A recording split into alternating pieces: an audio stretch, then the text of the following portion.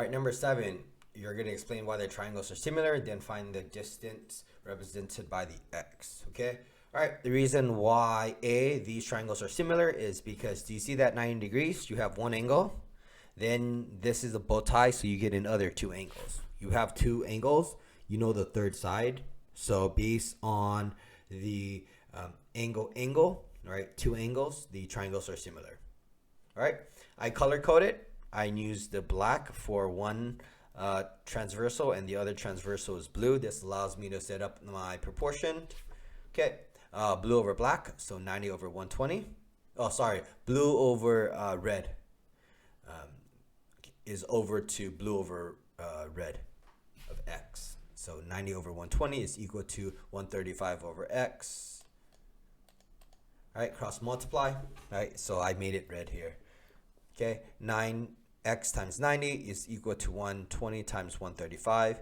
Get you 90x equals to 16,200. Divided by 90, you get x equals to 180.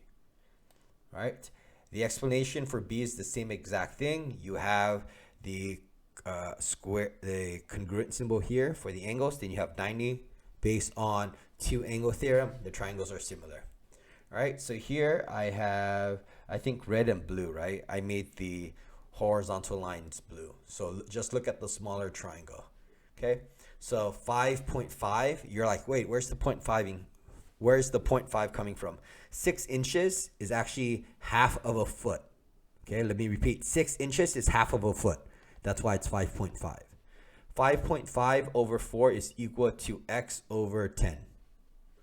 Right? The vertical over the horizontal of the triangle is equal to the vertical of the clock tower over the horizontal of the clock tower.